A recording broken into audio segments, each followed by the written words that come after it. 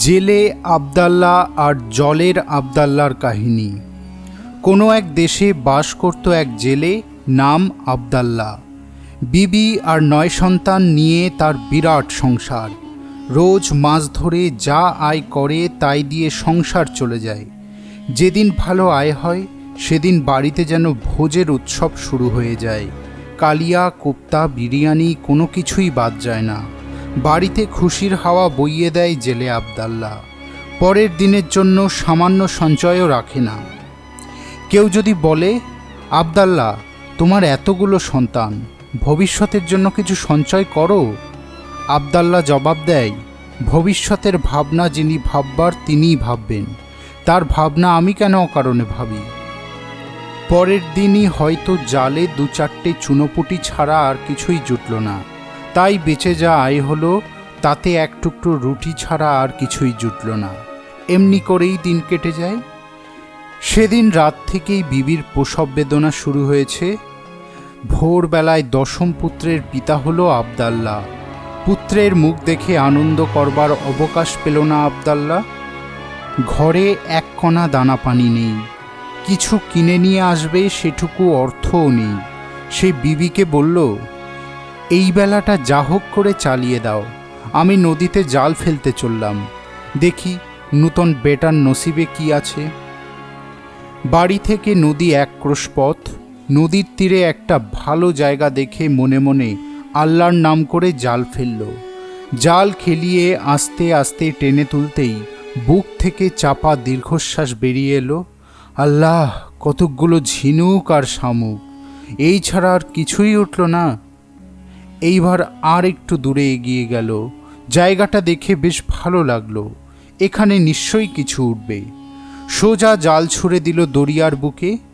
একটু পরে টান দিতেই মনে হলো ভারী কিছু পড়েছে, হয়তো বড়সড় কোনো মাছ হবে, নয়তো এত ভার তো হওয়ার কথা নয়। খুশিতে জেলের মনটা ভরে উঠল। মনে হচ্ছে আল্লাহর দয়ায় নসিব ফিরলেও ফিরতে পারে। আস্তে আস্তে জালটা টেনে তুলতেই কপালে হাত দিয়ে বলে পড়ল, হায় খোদা, শেষ পর্যন্ত একটা মরা গাধা উঠল। গলে পচে গিয়েছে গাধাটা, দুর্গন্ধ বার হচ্ছে। জাল পরিষ্কার করতে প্রায় বমি হবার উপক্রম। জাল ভালো করে ধুয়ে নিয়ে আরেক জায়গায় জাল ফেলল আবদাল্লাহ। এবারও জাল খালি। সারা সকাল ধরে নানান জায়গায় জাল ফেললেও কিন্তু নসিবে যেন পাথর চাপা রয়েছে। একটা চুনো মাছও উঠল না। মনটা এত খারাপ হয়ে গেল আবদাল্লার, জাল গুটিয়ে একটা গাছের তলায় বসে পড়ল। মনে মনে বলতে লাগলো, হায় খোদা, বিচিত্র তোমার বিচার। এ দুনিয়ায় জন্ম মৃত্যু সবই তোমার মর্জি। আজ তুমি দুনিয়ার একজনকে পাঠালে, কিন্তু তার অন্য সংস্থানের কথা ভাবলে না। ধীরে ধীরে উঠে দাঁড়ালো আবদাল্লাহ। সূর্য মাথার ওপর উঠেছে। পথে যেতে যেতে বুকের ভেতরটা হু হু করে উঠল, হায় আল্লাহ, আমি না হয় 2 দিন উপোস করে থাকব, কিন্তু 9টা বাচ্চা, আঁতুড়ে বিবি, তাদের মুখে কি তুলে দেব? আমার মতো গরিব মানুষকে ধারই বা কে দেবে? না, জাল ফেলে এ দুঃখ দূর হবে না, অন্য কোনো কাজ খুঁজে নিতে হবে। হাজার কথা ভাবতে ভাবতে এগিয়ে চলল। পথের ধারেই রুটিওয়ালার দোকান। রোজ দোকানিকে মাছ দিয়ে রুটি নিয়ে যায়। আজ খালি হাত। দোকানিকে কি বলবে? মুখ ফিরিয়ে হনহন করে হাঁটতে আরম্ভ করল। কিন্তু রুটিওয়ালার চোখ এড়ালো না। কি ব্যাপার দোস্ত, রুটি না নিয়েই চলে যাচ্ছ? এসো এসো। মুখ নিচু করে এসে দাঁড়ালো আবদাল্লাহ। কি ব্যাপার, আজ রুটি নেবে না? ও বুঝেছি, আজ কিছু জালে ওঠেনি। আরে তার জন্যে কি আছে, আজ ওঠেনি কাল উঠবে, তখন শোধ করে দেবে। এই রুটি নাও, আর এই 10 দিরহাম রেখে দাও, কিছু সবজি কিনে নিও। কৃতজ্ঞতায় রুটিওয়ালার 2 হাত চেপে ধরল আবদাল্লাহ। তোমাকে যে কি বলে ধন্যবাদ দেব ভাই, তুমি আমার এই জালটা রেখে দাও। আরে তোমার জাল রাখলে মাছ ধরবে কি করে? কাল মাছ ধরে আমার ধার শোধ করে দিও। যদি কালও মাছ না ওঠে তাহলে পরশু দিন দেবে, যদি সেদিনও না ওঠে পরের দিন দেবে। আল্লাহর কসম, যতদিন না তোমার কিছু আয় হচ্ছে ততদিন তুমি আমার কাছ থেকে রুটি আর দিরহাম নিয়ে যাবে। রুটি আর বাজার থেকে কিছু সবজি কিনে বাড়ি ফিরতেই আবদাল্লাহ দেখে খিদের জ্বালায় বাচ্চাগুলো কান্নাকাটি শুরু করে দিয়েছে। বিবির মুখ শুকনো, তাড়াতাড়ি রুটি আর সবজি বার করে দিল জেলে। খাওয়া দাওয়া মিটতেই বিবি বলল, তোমার এত দেরি হলো কেন? কি বলবো বিবি, আজ আমার কপালটাই খারাপ। সারা সকাল জাল ফেলে একটা মাছও পেলাম না। নেহাত ভাগ্য ভালো তাই রুটিওয়ালা এই রুটি আর 10 দিরহাম ধার দিল।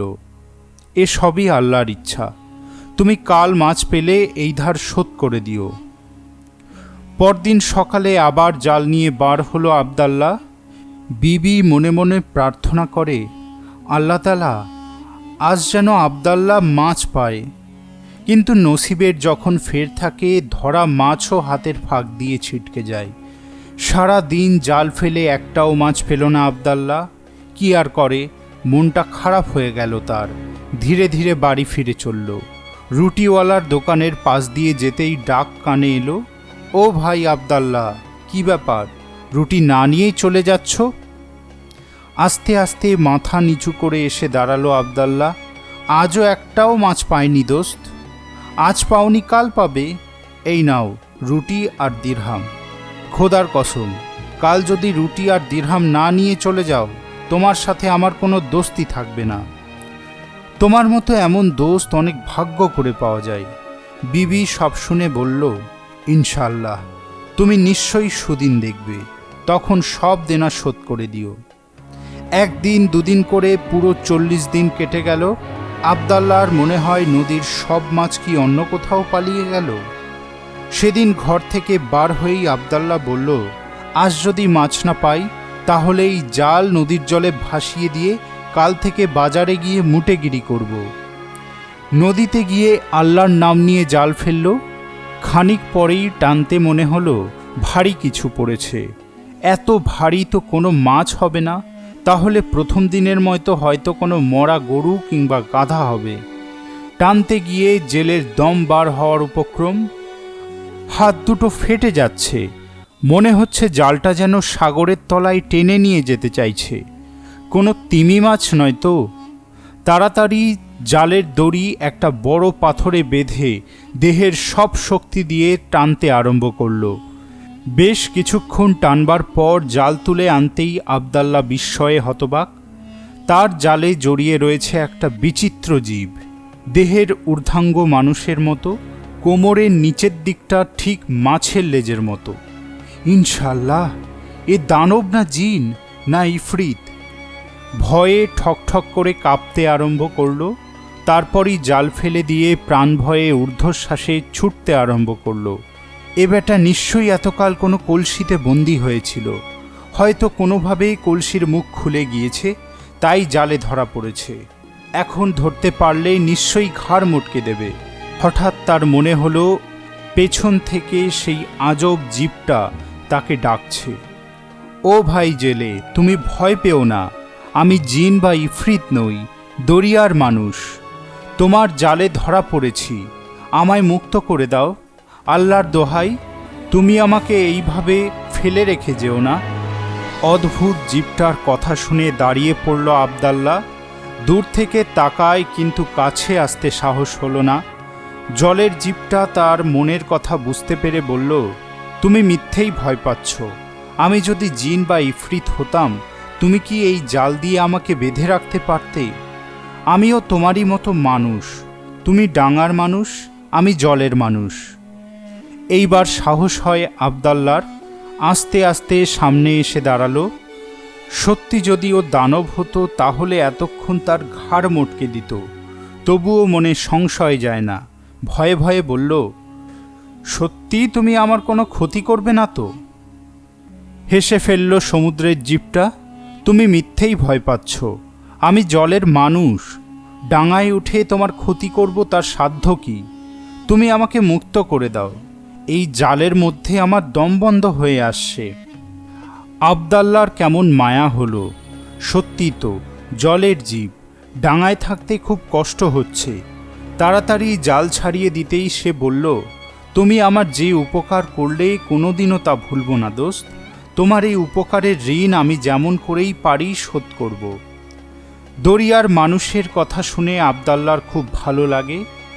ঠিক আছে, আমিও তোমার দোস্ত, আমার যতটুকু ক্ষমতা তোমার উপকার করব।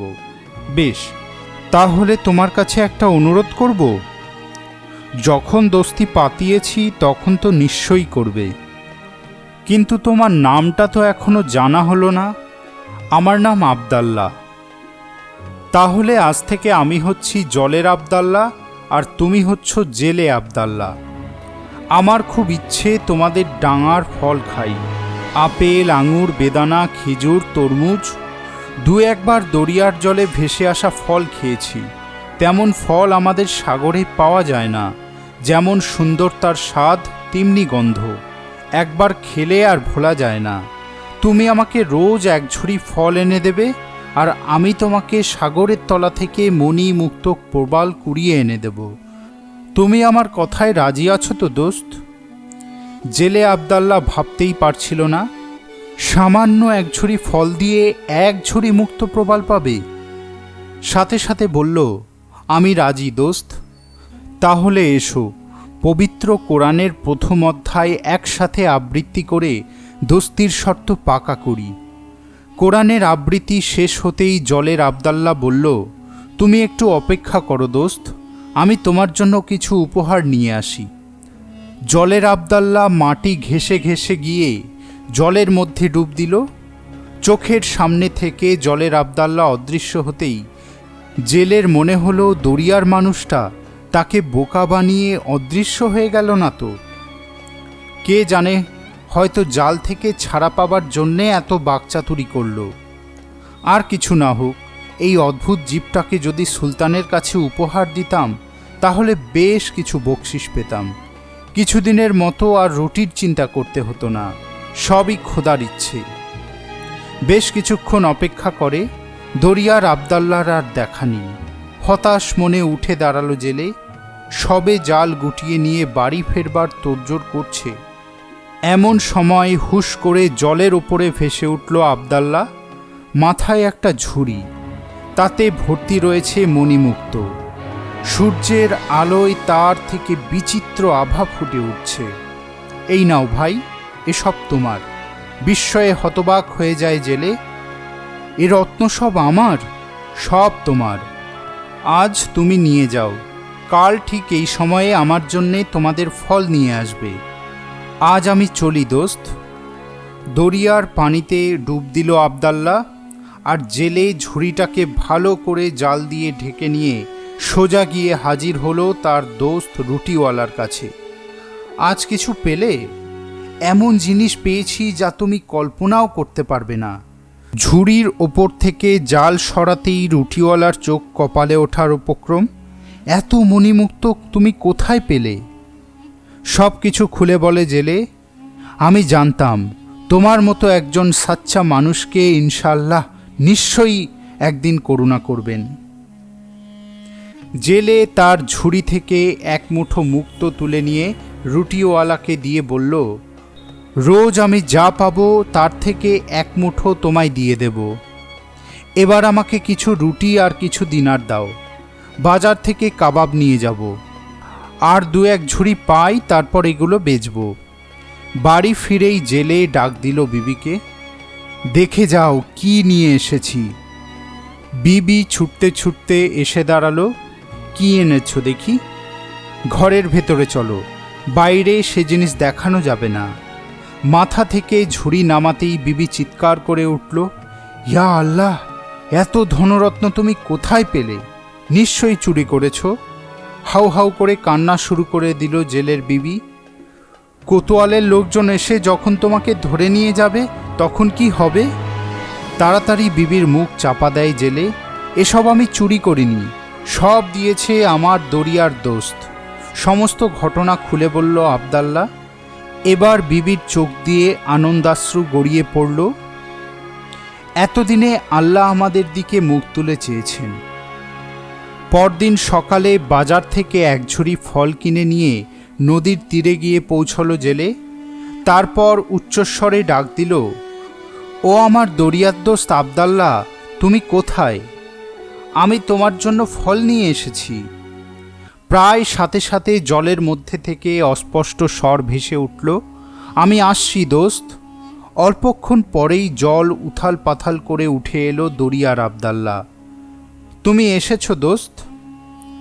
ফলের ঝুড়িটা এগিয়ে দিল জেলে। একটা ফল মুখে তুলে কামড় দিতেই খুশিতে ফেটে পড়ল আবদাল্লাহ। কি অপূর্ব তোমার ডাঙার ফল! তুমি একটু অপেক্ষা করো দোস্ত, আমি আসছি। ঝুড়ি নিয়ে দরিয়ায় ডুব দিল আবদাল্লাহ। খানিক পরেই ঝুড়ি ভর্তি মুক্তো নিয়ে উঠে এলো। কাল আবার দেখা হবে দোস্ত।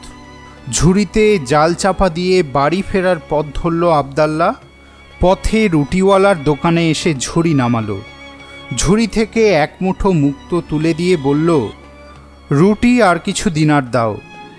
রুটিওয়ালা বলল, আমি আগেই তোমার বাড়িতে 40খানা রুটি পাঠিয়ে দিয়েছি। একেবারে খাঁটি মধু, ঘি, বাদাম, পেস্তা, হালুয়া আর ক্ষীর দিয়ে তৈরি। একবার খেলে বুঝতে পারবে কীরকম তোফা হয়েছে। তাহলে কিছু দিনার দাও, ছোট ব্যাটার জন্যে একটা জামা কিনব। আজ তো হাতে একটাও দিনার নেই দোস্ত, তুমি কাল এসে নিয়ে যেও। জেলে আর কি করে, বাড়ি ফিরে বিবির কাছে ঝুড়ি রেখে 3খানা মুক্তো নিয়ে বেরিয়ে পড়ল। কিছু দিনার না হলে বিবি বাচ্চাগুলোর জন্য পোশাক কেনা যাচ্ছে না। বাজারে জহুরি পট্টিতে গিয়ে সেখানকার সবচেয়ে ধনী এক জহুরির কাছে গিয়ে বলল, জনাব, কিছু ভালো মুক্তো আছে, কিনবেন? জহুরি এক পলক জেলের দিকে তাকিয়ে বলল, দেখাও তোমার মুক্তো। জেলে মুক্তো 3খানা বার করে দিতেই জহুরি ভালো করে নাড়াচাড়া করে দেখে বলল, এই রকম মুক্তো তোমার আর কতগুলো আছে? 2 ঝুড়ি। জহুরির মনের মধ্যে চাপা সন্দেহ দানা বেঁধে উঠল। জেলেকে পাশে বসিয়ে বলল, তোমার বাড়ি কোথায় দোস্ত? ফলপট্টির পেছনে একটা ঘরে থাকি। কি করা হয় দোস্তের? আজ্ঞে আমি দরিয়ায় জাল ফেলে মাছ ধরি। মিথ্যে কথা, গর্জে উঠল জহুরি, তুমি একটা পাকা চোর। সুলতানের বেগমের ঘর থেকে এই মুক্তো চুরি করেছ। কয়েকদিন আগেই বেগম সাহেবার ঘর থেকে একটা জড়োয়ার হাড় চুরি হয়ে গিয়েছিল। এ তাহলে তোমার কাজ? এই, কে আছিস? বাদ বেটাকে, দেখিস যেন পালাতে না পারে। দোকানের কর্মচারীরা ঝাঁপিয়ে পড়ল জেলের ওপর। মারতে মারতে তাকে বেঁধে নিয়ে চলল সুলতানের দরবারে। জেলে যত বলে, এ আমি চুরি করিনি, এ আমায় আল্লাহ দিয়েছেন, ততই লোকে ঠাট্টা করে। আল্লাহ আর দেবার লোক পেলেন না। কত ফকির রইল, কত দরবেশ রইল, সুলতান রইল, কাজী রইল, শেষে কিনা তোর মতো একটা জেলেকে আল্লাহ এত রত্ন দিলেন। গোজাখুরি গল্প বলবার জায়গা পাসনি, বেটা পাকা চোর। দরবারে বসেছিলেন সুলতান। লোকজন জেলেকে নিয়ে তার সম্মুখে গিয়ে দাঁড়াতেই সুলতান বললেন, কি হয়েছে? তোমরা একে বেঁধে এনেছ কেন? সুলতান, এ বেগম সাহেবার গহনা চুরি করেছে। সুলতান তখনই একজন খোঁজাকে বললেন, এই রত্নগুলো বেগম সাহেবার কিনা জিজ্ঞাসা করে আয়। বেগম মুক্তো দেখেই আনন্দে আটখানা হয়ে গেলেন। অপূর্ব সুন্দর মুক্তো। সুলতান কি এগুলো আমাকে পাঠালেন? না বেগম সাহেবা, তিনি জানতে চেয়েছেন আপনার যে হাড় চুরি হয়ে গিয়েছিল, এই মুক্তোগুলো কি সেই হাড়ের? আরে না না, সুলতানকে গিয়ে বল আমার হাড় চুরি যায়নি, বিছানার ধারে পড়ে গিয়েছিল। আজ সকালেই এক বাদী খুঁজে পেয়েছে। তুই সুলতানকে বলবি রত্নগুলো আমার খুব ভালো লেগেছে, এগুলো আমি রেখে দিলাম। খোঁজা সুলতানের কাছে গিয়ে সব কথা বলতেই ক্রোধে সুলতান ফেটে পড়লেন। জহুরিদের বললেন, তোমরা একটা নিরপরাধ লোককে অকারণে নির্যাতন করে চোর অপবাদ দিয়ে আমার কাছে নিয়ে এসেছো, যাতে আমি একে শাস্তি দিয়ে আল্লাহর চোখে গুনাহগার হই। আমি তোমাদের অপরাধ মার্জনা করলেও আল্লাহ তোমাদের অপরাধ মার্জনা করবেন না। জহুরিদের সকলেরই মুখ পাংশুবর্ণ। একজন সাহস করে বলল, ও একটা গরিব জেলে, আপনি বিবেচনা করে দেখুন ও কোথায় এত মূল্যবান রত্ন পাবে। নিশ্চয়ই অসৎ পথে রোজগার করেছে। এইবার সুলতান আরও ক্রুদ্ধ স্বরে গর্জন করে উঠলেন, বিধর্মী নাস্তিকদের দল, তোমরা কি করে বুঝবে আল্লাহর অপার করুণা? তিনি সর্বদাই সৎ মানুষকে পুরস্কৃত করেন। তিনি কখনোই ধনী নির্ধন বিবেচনা করেন না। তোমরা পাপী, অধার্মিক, ঈর্ষাকাতর। তোমাদের চোখের সামনে একজন কিছু সম্পদ পেয়েছে, তাই তোমাদের সমস্ত অন্তর ঈর্ষায় জ্বলে পুড়ে যাচ্ছে। আর তোমরা যেহেতু ধনী সম্প্রদায়, তাই কতভাবেই যে লোককে প্রবঞ্চিত করে অসৎ উপায়ে বিপুল অর্থ সম্পদ গড়ে তুলছ, তার কোনো ইয়ত্তা নেই। আসলে তোমাদের মনের রন্ধ্রে রন্ধ্রে শয়তানি। তাই কোনো কিছু অনুসন্ধান না করেই একে চোর সাব্যস্ত করলে। তোমাদের ইচ্ছা ছিল আমি যেন এই মানুষটাকে শাস্তি দিতে যাই, যাতে কোনোদিন তোমাদের সমকক্ষ না হতে পারে। আমাকে ফাঁকি দিতে পারলেও আল্লাহকে ফাঁকি দেওয়া সম্ভব নয়। তাই তোমাদের সব শয়তানি ধরা পড়ে গিয়েছে। আল্লাহই তোমাদের এই অপরাধের বিচার করবেন। যাও এখান থেকে, দূর হয়ে যাও। সকলে মাথা নিচু করে বার হতেই সুলতান জেলেকে বললেন, তুমি এই সব রত্ন কোথায় পেলে? এমন দুর্লভ রত্ন আমার কোষাগারেও নেই। তুমি নির্ভয়ে বলতে পারো। সুলতান, এই রত্ন আমি পেয়েছি আমার এক দরিয়ার দোস্তের কাছ থেকে। নিজের জীবনের সমস্ত ঘটনাই বিবৃত করে জেলে। সেই থেকে আমি তার জন্যে ঝুড়ি ভর্তি করে ফল দিয়ে যাই। সে আমাকে দেয় ঝুড়ি ভর্তি রত্ন। সুলতান কিছুক্ষণ চুপ করে থেকে বললেন, এ সবই আল্লাহর ইচ্ছা। তোমার মতো এমন ভাগ্যবান পুরুষের সন্ধান জীবনে কমই পাওয়া যায়। তাই এই বিশাল সম্পদ অর্জন করতে পেরেছ। কিন্তু সম্পদ অর্জন করা আর তাকে রক্ষা করা এক নয়। দুষ্ট মানুষের লোভী চোখ প্রতি মুহূর্তে শকুনের মতো সেই সম্পদের দিকে স্থির হয়ে থাকে। তবে আমি যতদিন আছি তোমার সম্পদ রক্ষা করতে পারব। কিন্তু আমার মৃত্যুর পর কি হবে সে তো আমার পক্ষে পূর্বাভাস দেওয়া সম্ভব নয়। আমার ইচ্ছা তুমি আমার কন্যাকে শাদী করো। তোমাকে এখনই আমার উজির পদে বহাল করছি। আমার মৃত্যুর পর তুমি হবে এই রাজ্যের সুলতান। এই অভাবনীয় প্রস্তাবে মুহূর্তে বিচলিত হয়ে পড়ল জেলে। নিজেকে সংযত করে বলল, আপনার প্রস্তাবে আমি সম্মত জাহাপনা। সুলতানের আদেশে জেলেকে গোসল করিয়ে নূতন পোশাক পরানো হলো। সুলতান বললেন, আমি তোমার বাড়িতে আমার বাদী আর প্রহরীদের পাঠাচ্ছি। তারা তোমার বিবি আর সন্তানদের নূতন সাজ পোশাক পরিয়ে তোমার সব দৌলত নিয়ে আমার নূতন প্রাসাদে থাকবে। আমি তোমার শাদীর সব আয়োজন করছি। সেই রাতেই কাজী ডেকে শাদীর চুক্তিনামা করা হলো। মহা ধুমধাম করে জেলে আবদাল্লার সাথে সুলতান কন্যার শাদী হয়ে গেল। শাদীর রাতেই গর্ভবতী হলো শাহজাদি।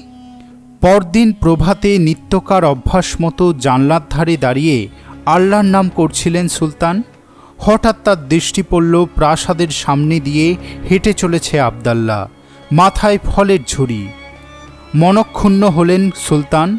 ভাবলেন, আবদাল্লা ফিরে এলে তার সাথে কথা বলবেন। আবদাল্লা আগের দুদিনের মতো দরিয়ার তীরে গিয়ে ডাক দিল, দরিয়ার দোস্ত, আমি এসেছি। সাথে সাথে দরিয়ার ঢেউয়ের গর্জন ছাপিয়ে ভেসে এলো ক্ষীণস্বর, আমি আসছি দোস্ত। একটু পরেই জলের মধ্যে থেকে উঠে এলো জলের আবদাল্লা। কেমন আছো দোস্ত? খুব ভালো। দেখো, আজ তোমার জন্যে আরও কত ফল নিয়ে এসেছি। সত্যিই তোমার কোনো তুলনা নেই দোস্ত। ঝুড়িটা দাও, তোমার জন্যে রত্ন নিয়ে আসি। অল্পক্ষণ পরেই ফিরে এলো আবদাল্লা। ঝুড়ি উপচে পড়ছে চুনি, প্রবাল আর পান্নায়। আবদাল্লার কাছ থেকে বিদায় নিয়ে জেলে চলল রুটিওয়ালার দোকানে। দোকান বন্ধ। কি ব্যাপার, তার দোস্তের কি শরীর খারাপ?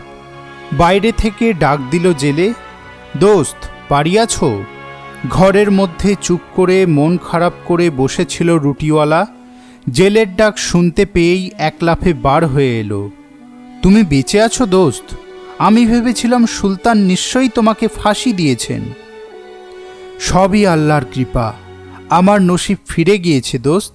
আজ আমি সুলতানের জামাতা, এই রাজ্যের উজির। তোমার কথা তো কিছুই বুঝতে পারছি না দোস্ত। সব বলছি। আগে তুমি এই ঝুড়িটা ধরে নামাও, তারপর ঘরে চলো, সেখানে গিয়ে সব বলছি। সব বৃত্তান্ত বলে আবদাল্লা বলল, আজ আমার ঝুড়িতে যত রত্ন আছে সব তোমার। এত রত্ন সব আমার? জেলের কথা যেন রুটিওয়ালা বিশ্বাস করতেই চায় না। এর প্রতিদানে আমি তোমাকে কি দেব? দুঃখের দিনে তুমি আমাকে যে উপকার করেছিলে, আজ 1000 ধনরত্ন দিয়েও তার প্রতিদান দেওয়া সম্ভব নয়। আজ চলি দোস্ত, কাল আবার দেখা হবে। প্রাসাদে ফিরতেই সুলতান জেলেকে ডেকে পাঠালেন। কি ব্যাপার, আজ তোমার ঝুড়ি খালি কেন? তোমার দরিয়ার দোস্ত কি খালি হাতে ফিরিয়ে দিল? না সুলতান, সে তার কথা রেখেছিল। আজ আমি সব রত্ন আমার এক দোস্তকে দিয়ে দিয়েছি। আমার দুঃখের দিনে যখন কেউ আমাকে সাহায্য করেনি, ওই দোস্ত আমাকে সাহায্য করেছিল। ওর সেই উপকারের কিছুটা ঋণ শোধ করলাম। তোমার কথা শুনে খুব ভালো লাগলো। যে উপকারীর উপকার মনে রাখে, আল্লাহ তাকে সর্বদাই আশীর্বাদ করেন। তোমার দোস্তের কি নাম? রুটিওয়ালা আবদাল্লাহ। হো হো করে হেসে উঠলেন সুলতান। দেখো, তোমার নাম জেলে আবদাল্লাহ, তোমার দরিয়ার দোস্তের নাম জলে আবদাল্লাহ, আরেকজনের নাম রুটিওয়ালা আবদাল্লাহ, আর আমার নাম সুলতান আবদাল্লাহ। সত্যি আল্লাহর কি বিচিত্র লীলা! জলের আবদাল্লাহকে তো ডাঙায় আনতে পারবো না, তাই তোমার রুটিওয়ালা আবদাল্লাহকে এই শহরের ওয়ালি করে দিলাম। কিন্তু বেটা, একটা কথা কি জানো? আজ তুমি এই রাজ্যের উজির, আমার জামাই। তুমি যদি মাথায় করে রোজ ফলের ঝুড়ি নিয়ে যাও, তাহলে তো লোকে খারাপ মনে করতে পারে। আপনি ঠিকই বলেছেন সুলতান, কিন্তু আমি যে দোস্তকে কথা দিয়েছি যে রোজ তাকে এক ঝুড়ি ফল দেব, আমার এই সৌভাগ্য, সে তো তারই দান। দুঃখের দিনে যে ওয়াদা করেছি, সুখের দিনে যদি তা পূরণ না করি, তবে তো আল্লাহর চোখে আমার গুনাহ হবে। সুলতানের মুখে গম্ভীর প্রসন্নতার হাসি ফুটে উঠল। জীবন দিয়েও তাকে সেই ওয়াদা পূরণ করতে হয়। তুমি নিশ্চয়ই যাবে। দিন যায়, মাস যায়, প্রায় বছর ঘুরে আসে। শীত, গ্রীষ্ম, বর্ষা, নিত্যদিন আবদাল্লাহ ভোর রাতে ঝুড়ি মাথায় করে ফল নিয়ে দরিয়ার পাড়ে গিয়ে দাঁড়ায়। জলের আবদাল্লাহকে ফলের ঝুড়ি দিয়ে রত্নভর্তি ঝুড়ি নিয়ে আসে। তারপর শুরু করে দেয় তার উজিরের কাজকর্ম। তার কাজের নিষ্ঠা, সততা, যোগ্যতায় সকলেই খুশি। সবচেয়ে বেশি খুশি হন সুলতান। ঝুড়ি ঝুড়ি রত্ন পাওয়া যায়, কিন্তু এমন গুণের জামাই জগতে দুর্লভ। প্রথম দেখা হওয়ার পর ঠিক যেদিন 1 বছর পূর্ণ হলো, আবদাল্লাহ তার দরিয়ার দোস্তকে বলল, 1 বছর ধরে রোজ তোমার কাছে আসছি, তোমাকে দেখছি, কত গল্প করছি। মাঝে মাঝে মনে হয় তোমাদের দেশে যাই। তুমি যেসব গল্প বলো, আমি নিজের চোখে তা দেখে আসতে চাই। দরিয়ার আবদাল্লাহ বলল, তুমি যাবে আমার দেশে? গেলে দেখতে পাবে আমাদের দেশও তোমাদের দেশের মতোই সুন্দর, সেখানকার মানুষজনও কত ভালো। হেসে ফেলল আবদাল্লাহ। আমি কেমন করে তোমাদের দেশে যাব? একবার জলে ডুব দিলেই আমার দম বন্ধ হয়ে যায়, আর তোমাদের দেশ তো দরিয়ার গভীরে, সেখানে যাওয়া তো অসম্ভব ব্যাপার। তুমি যদি যেতে চাও আমি তোমাকে নিয়ে যেতে পারি, কিন্তু যাব কেমন করে? আমি তোমার গায়ে একটা মলম লাগিয়ে দেব। সেই মলম তৈরি হয় দণ্ডন মাছের তেল থেকে। এই মাছ তোমাদের 10টা হাতির সমান বড়।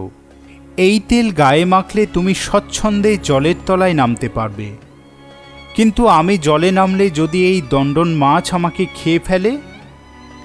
তোমার কোনো ভয় নেই।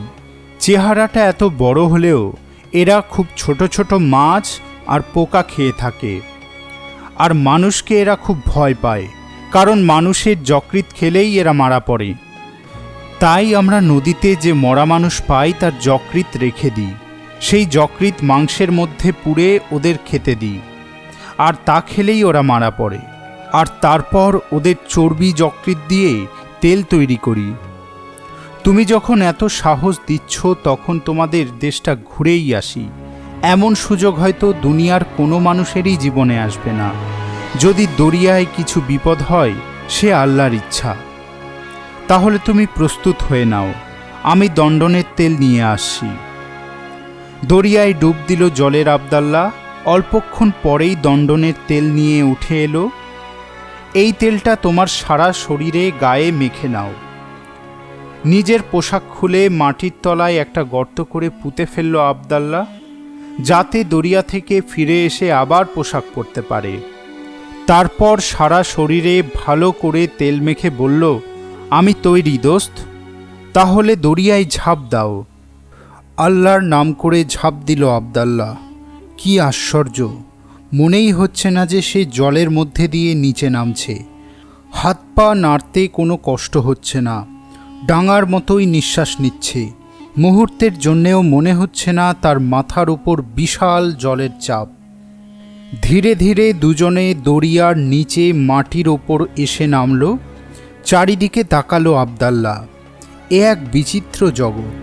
যতদূর দৃষ্টি যায় কাচের মতো স্বচ্ছ জলরাশি, মাঝে মাঝে বিচিত্র সব লতাপাতা গাছের সমারোহ। তাতে ছোট ছোট ফুল ধরেছে, মাঝে মাঝে ছোট ছোট ঢিবি, তার পাশেই গাঢ় সবুজের আলিঙ্গন। কোথাও সমুদ্র বিচিত্র আকার ধারণ করে স্থির হয়ে আছে। সমস্ত জলরাশির বুকে ভেসে বেড়াচ্ছে বিচিত্র রঙের সব মাছ। যেমন অদ্ভুত তাদের আকৃতি, তেমনি চলার ভঙ্গি। কোনো কোনো মাছ ঠিক যেন প্রস্ফুটিত ফুল, কেউ আধফোঁটা কুঁড়ির মতো, কেউ পাখির ডানা মেলে উড়ে চলেছে। কারোর দেহ সাপের মতো, কারোর দেহ অনেকটা মানুষের মতো, মুখ ঘোড়ার মতো। আবদাল্লাহকে দেখা মাত্রই সকলে চঞ্চল হয়ে ওঠে। প্রাণ ভয়ে যে যেদিকে পারে পালাতে আরম্ভ করল। জলের আবদাল্লাহ ডাক দেয়, তোমরা মিথ্যেই ভয় পাচ্ছ, ও আমার দোস্ত। তার কথায় আবার সকলে ফিরে আসে। জলের আবদাল্লাহ জেলেকে নিয়ে এগিয়ে চলল। অল্প কিছু দূর যেতেই ছোট একটা পাহাড়। সমস্ত পাহাড়টা তৈরি হয়েছে মুক্ত আর পান্না জমে জমে। এক বিচিত্র আলোর আভা ঠিকরে বার হয়ে আসছে সেই পাহাড় থেকে। চোখ ফেরাতে পারে না জেলে। হঠাৎ একটা তীব্র গর্জনে চমকে উঠল জেলে। মুখ ফেরাতেই দেখল দানবাকৃতি বিশাল দেহী কালো একটা জন্তু এগিয়ে আসছে। আতঙ্কে শিউরে উঠল জেলে। ওটা কি? মনে হচ্ছে আমাকে মারতে আসছে, চলো পালিয়ে যাই। সাথে সাথে জলের আবদাল্লাহ বলল, ওই তো দণ্ডন, কোনো ভয় নেই, তোমাকে দেখতে পেলেই পালিয়ে যাবে। সত্যি সত্যি জেলের দিকে দণ্ডনের চোখ পড়তেই থমকে দাঁড়িয়ে পড়ল। তারপরই প্রচণ্ড গতিতে অন্যদিকে ছুটে পালিয়ে গেল। হেসে ফেলল জেলে, অত বড় একটা জীব আমার মতো ছোট একটা মানুষকে দেখে ভয় পেয়ে পালিয়ে গেল। আবার এগিয়ে চলল দুজন। সামনেই একটা পাহাড়। পাহাড়ের গায়ে অসংখ্য ছোট বড় গুহা। প্রত্যেকটা গুহার সামনে দাঁড়িয়ে রয়েছে এক একটা অপরূপ সুন্দরী জলকন্যা। এক মাথা চুল জলের ঢেউতে মৃদু আন্দোলিত হচ্ছে। টিকালো নাক, টানা টানা চোখ, ঘন ভ্রু, ঠোঁট ফুলের পাপড়ির মতো পাতলা, সরু গ্রীবা, প্রস্ফুটিত পুষ্পের মতো বর্তুলাকৃতি দুটি স্তন, ক্ষীণ কটিদেশ, নিম্নাঙ্গ মাছের মতো। সকলেই উৎসুক দৃষ্টিতে আবদাল্লার দিকে তাকায়। এরা কারা? এরা সব কুমারী কন্যা। কন্যা যখন বিবাহযোগ্য হয় তখন তাকে ওই গুহায় প্রেরণ করা হয়। ওখানেই চলে তাদের পতি সাধনা। তোমাদের এখানে তো নারী পুরুষ কেউ কোনো পোশাক পরে না। আল্লাহ আমাদের যেমনভাবে রাখেন আমরা তেমনভাবেই থাকি। তার ওপর কোনো কৃত্রিম আবরণ চাপাই না। তাছাড়া কাপড় কোথায় পাবো যে পরব? তোমরা যে খানাপিনা করো, কোথা থেকে তা সওদা করো? আমরা তো সওদা করি না। এখানে চারিদিকে এত খাবার ছড়িয়ে রয়েছে যে আমরা 1000 বছরেও তা শেষ করতে পারবো না। নূতন একটা শহরে এসে প্রবেশ করল দুজন। সেখানে শুধু চারিদিকে মেয়েরা ঘুরে বেড়াচ্ছে। কেউ বয়স্কা, কেউ মাঝবয়সী, কেউ অল্প বয়সী, আবার দু একটা ছোট মেয়ে। সকলেরই মুখ কেমন বিষণ্ণ গম্ভীর, কারো মুখেই হাসি নেই। এটা কি মেয়েদের শহর? হ্যাঁ দোস্ত, যেসব মেয়েরা ব্যভিচার করে আমাদের সুলতান তাদের এখানে নির্বাসন দেন। যদি তাদের মেয়ে হয় সেও মায়ের সঙ্গে থাকে, আর ছেলে হলে তাকে হত্যা করা হয়। এরা সবাই বিধর্মী। সাচ্চা মুসলমানরা কখনো ব্যভিচার করে না। এবার চলো নূতন একটা শহরে নিয়ে যাই। এখনো তো কিছুই দেখা হলো না তোমার। যতই এগিয়ে চলে জেলে আবদাল্লাহ ততই মুগ্ধ হয়ে যায়। এমন একটা বিশাল জগৎ যে সাগরের তলায় রয়েছে এ তো তার কল্পনারও বাইরে ছিল। ঘুরতে ঘুরতে খিদে পেয়ে যায় আবদাল্লার। সেই কথা বলতেই জলের আবদাল্লাহ বলল, চারিদিকে এত মাছ ঘুরছে, তোমার যেটা ইচ্ছে ধরে খাও। হেসে ফেলল জেলে, কাঁচা মাছ কি খাওয়া যায়? আগে উনুন জ্বালিয়ে তেলে ভেজে তার সাথে পেঁয়াজ লঙ্কা মশলা দিয়ে রান্না করে আমরা খাই। তোমার কথা শুনে অবাক হয়ে যাচ্ছি দোস্ত, আমরা তো মাছ ধরি আর খাই, এখানে আগুন জ্বালাবো কেমন করে? আর তুমি যেসব জিনিসের কথা বললে তা কোথায় পাবো? ওই দেখো আমার গুহার কাছে এসে পড়েছি। সামনেই একটা বিশাল গুহা। দুই দোস্ত গুহার ভেতরে ঢুকল। বেটি, দেখ কাকে নিয়ে এসেছি। জলের আবদাল্লার ডাক শুনে বেরিয়ে এলো অল্প বয়স্কা একটি মেয়ে। মিষ্টি মুখ, সুন্দর গড়ন। লেজ নাড়াতে নাড়াতে সামনে এসেই অপরিচিত একজনকে দেখে লজ্জায় লাল হয়ে একটা বড় পাথরের আড়ালে লুকিয়ে পড়ল। সেখান থেকে তীক্ষ্ণ দৃষ্টিতে লক্ষ্য করে। জলের আবদাল্লাহ বলে ওঠে, ওকে দেখে ভয় পাচ্ছিস কেন বেটি? ও আমার দোস্ত। জলের ওপরে যে দেশ আছে সেই দেশে থাকেন। এমন খাঁটি মানুষ তুই কোনোদিনও দেখবি না। তোর এই চাচাই তো রোজ ঝুড়ি ভরে ফল এনে দেয়। আজ উনি আমাদের মেহমান। এবার মেয়েটির ভয় ভাঙে। আস্তে আস্তে সামনে এসে বলল, আসুন চাচা, আপনার লেজ নেই কেন? বেটি, তোমাদের যেমন লেজ থাকে আমাদের মানুষদের কোনো লেজ থাকে না, তার বদলে থাকে দুটো পা। এই পা দিয়ে আমরা হাঁটাচলা করি। এমন সময় জেলের বিবি দুটো বাচ্চা কোলে নিয়ে এসে দাঁড়ালো। অপরিচিত এক মানুষকে দেখে বিস্ময়ে হতবাক হয়ে যায়। স্বামীকে বলল, একে? আমার দোস্ত, রোজ যে তোমাদের জন্য ফল পাঠায়। কিন্তু এর লেজ গেল কোথায়? মানুষের কোনো লেজ থাকে না। ভারী অদ্ভুত ব্যাপার তো, একটু ছুঁয়ে দেখব? পাছে দুঃখ পাই এই ভেবে জেলে আবদাল্লাহ বলল, আচ্ছা ছুঁয়ে দেখতে পারো। সাথে সাথে জলের আবদাল্লার বিবি, দুই বাচ্চা, বড় বেটি প্রায় ঝাঁপিয়ে পড়ল জেলের ওপর। কেউ পা টেপে, কেউ হাঁটু ধরে টানতে থাকে, কেউ পেছনে চিমটি কাটে আর হি হি করে হাসতে থাকে। আর রাগ সামলাতে পারল না জেলে। দোস্ত, তোমার বাড়ির লোকজনদের এ কি ব্যবহার? হাসি মস্করা করবার জন্যেই কি আমাকে এখানে নিয়ে এসেছো? মাপ করো দোস্ত, জীবনেই প্রথম ল্যাজবিহীন কাউকে দেখেছে, তাই ওদের এত কৌতূহল। তাছাড়া মেয়ে লোক, ওদের তুমি মাপ করে দাও। এই তোরা সব আমার দোস্তকে ছেড়ে দে, নয়তো সব কটাকে আচ্ছা করে মার দেব। সাথে সাথে সকলে ভয়ে দূরে সরে দাঁড়ালো। তুমি একটু বিশ্রাম করো দোস্ত, তারপর আবার ঘুরতে বার হব। কিছুক্ষণ বিশ্রাম নিয়ে সবে বার হয়েছে, এমন সময় তাদের পথ আটকে দাঁড়ালো জোয়ান চেহারার 10 জন লোক। জলের আবদাল্লাহকে বলল, সুলতান জানতে পেরেছেন তুমি নাকি ডাঙার মানুষকে আমাদের এই দেশে নিয়ে এসেছ। তার কোনো লেজ নেই, সুলতান তাকে দেখতে চেয়েছেন। জলের আবদাল্লাহ বলল, দোস্ত, সুলতান যখন তোমাকে দেখতে চেয়েছেন তখন একবার যাওয়াই উচিত। সুলতান যদি ক্রুদ্ধ হন, তুমি নিশ্চিন্ত থাকতে পারো, আমাদের সুলতান খুবই ভালো লোক, তাকে ভয় পাবার কিছু নেই। দুজনে সুলতানের দরবারে গিয়ে পৌঁছল। পাহাড়ের মধ্যে বিশাল একটা গুহা, সেখানেই দরবার কক্ষ। সিংহাসনের মতো বড় একটা পাথরের ওপর বসেছিলেন সুলতান, তাকে ঘিরে সব সভাসদ। দুজনে গিয়ে কুর্নিশ করে দাঁড়াতেই সুলতান বললেন, এ কে? আমার দোস্ত জলের ওপরে ডাঙায় থাকে, কিন্তু এর লেজ নেই কেন? লেজ ছাড়া ভারী অদ্ভুত লাগছে। হো হো করে হেসে উঠলেন সুলতান। সভাসদরাও হেসে লুটিয়ে পড়ল। হাসি থামতেই সুলতান বললেন, আমাদের দেশ তোমার কেমন লাগছে? অপূর্ব সুন্দর জাহাপনা, তাহলে তুমি আমাদের দেশেই থেকে যাও। তাড়াতাড়ি জলের আবদাল্লাহ বলল, জাহাপনা, আমার এই দোস্ত জলের কোনো কিছুই খেতে পারে না, এখানে আসার পর থেকে কিছুই খায়নি, তাই আমি ওকে তাড়াতাড়ি ডাঙায় রেখে আসতে চাই, না হলে খিদের জ্বালাতেই হয়তো মারা পড়বে। তুমি আমাদের দেশের মেহমান, খালি হাতে তো তোমাকে পাঠাতে পারি না। বলো তোমার কি ইচ্ছা। সুলতান, দেশে ফিরে যাবার আগে আমি কিছু রত্ন নিয়ে যেতে চাই। সুলতান তখনই প্রহরীকে আদেশ দিলেন, তুমি ডাঙার মানুষকে আমার রত্ন ভাণ্ডারে নিয়ে যাও। ও যত রত্ন নিতে চায় ভালো করে গুছিয়ে দেবে, তারপর দরিয়ার প্রান্তে গিয়ে পৌঁছে দিয়ে আসবে।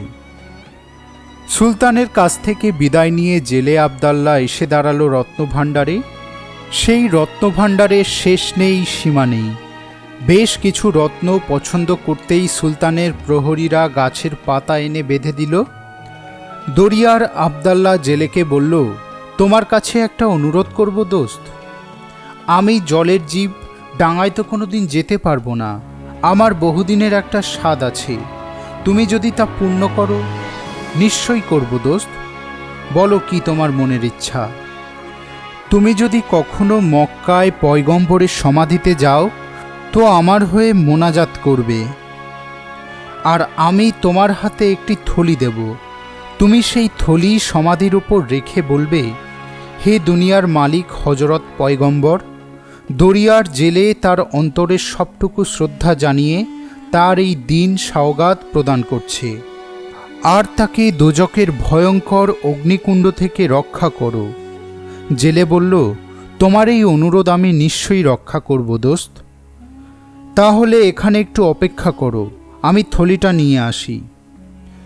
দরিয়ার আবদাল্লাহ থলিটা নিয়ে এসে দিতেই জেলের কানে এলো, কাছেই কোথাও খুব সুন্দর আনন্দ উৎসব হচ্ছে। সবাই গান গাইছে, হাসছে। কি ব্যাপার দোস্ত, কারোর কি শাদী হচ্ছে? শাদী হচ্ছে না, আমাদের একজন সঙ্গী মারা গিয়েছে, তাই সবাই আনন্দ করছে। তাজ্জব! যে মানুষ আমাদের ছেড়ে চিরদিনের মতো চলে যাচ্ছে, তাকে বিদায় দিতে তোমাদের কোনো কষ্ট হচ্ছে না? বেদনায় বুক ভরে উঠছে না? তাহলে কোনো মানুষ যখন মারা যায় তখন তোমরা কি করো? প্রিয়জনের বিরহে আমরা ভেঙে পড়ি, অশ্রুধারায় বুক ভাসাই, অনেকে পাগলের মতো চিৎকার করে। জেলের কথা শুনে জলের আবদাল্লার মুখ গম্ভীর হয়ে গেল। কিছুক্ষণ চুপ করে থেকে বলল, আমার থলি ফেরত দাও, আর তোমার জিম্মায় রাখতে চাই না। কি হলো দোস্ত, তুমি কি আমার উপর রাগ করেছ? রাগের কথা নয়, আজ থেকে তোমার আমার দোস্তি চিরদিনের জন্য শেষ হলো। তোমার আমার আর কোনোদিন দেখা হবে না। আমি তো তোমার কথা কিছুই বুঝতে পারছি না। তোমরা মানুষেরা সকলেই তো আল্লাহর সৃষ্টি। দুদিনের জন্যে আল্লাহ তোমাদের দুনিয়ায় গচ্ছিত রেখেছেন। তুমি ঠিকই বলেছ। যখন তোমাদের গৃহে নূতন শিশুর জন্ম হয়, তার অর্থ এই যে আল্লাহ একজনকে তোমাদের কাছে গচ্ছিত রাখলেন। সময় হলেই তিনি তার গচ্ছিত দ্রব্য ফিরিয়ে নেবেন, আর তোমরা তার সেই দ্রব্যকে নিজের বলে ভাবো। গচ্ছিত দ্রব্য প্রদান করবার সময় কান্নাকাটি করো। এই যদি তোমাদের মনোবৃত্তি হয়, তাহলে আমি কেমন করে আমার এই থলি তোমার কাছে গচ্ছিত রাখব? জেলের মন গভীর বিষণ্ণতায় পূর্ণ হয়ে গেল। দরিয়ার জেলে নীরবে তাকে ডাঙায় তুলে দিল। সুলতানের প্রহরীরা তার সব ধনরত্ন তীরে নামিয়ে দিয়ে দরিয়ার জলে ডুব দিল। ব্যথাতুর হৃদয়ে দীর্ঘক্ষণ দরিয়ার কূলে বসে থাকে আবদাল্লাহ। তারপর মাটি খুঁড়ে নিজের সব পোশাক বার করে পরে নিয়ে কয়েকজন কুলি ডেকে সব ধনরত্ন নিয়ে ফিরে গেল নিজের প্রাসাদে। তার অনুপস্থিতিতে সকলেই উদ্বিগ্ন হয়ে উঠেছিল। সুলতান তাকে দেখেই ছুটে এলেন। তুমি কোথায় গিয়েছিলে বেটা? কোনো কথাই আর গোপন করে না আবদাল্লাহ। দরিয়ার বিচিত্র জগৎ, তাদের জন্মমৃত্যুর সম্বন্ধে বিচিত্র ধারণা, দোস্তির অন্তিম পরিণতি সব শুনে সুলতান বললেন, তুমি এখানকার সব কথা তাকে না বললেই পারতে। যাক, যা হবার তা তো হয়েই গিয়েছে, ও নিয়ে তুমি দুঃখ করো না। তোমার দোস্তের কথা ভুলে যাও। দিন যায়, দোস্তের কথা তবু ভুলতে পারে না আবদাল্লাহ। মাঝে মাঝেই দরিয়ার কূলে গিয়ে বসে যদি তার দোস্ত ফিরে আসে, কিন্তু দোস্ত আর আসে না। শাহরাজাদ তার কাহিনী শেষ করল। সুলতান বললেন, এমন অপূর্ব সব কাহিনী তুমি কোথা থেকে জানতে পারলে, আমি তো ভেবেই পাই না। এবার নূতন একটা কাহিনী শোনাও।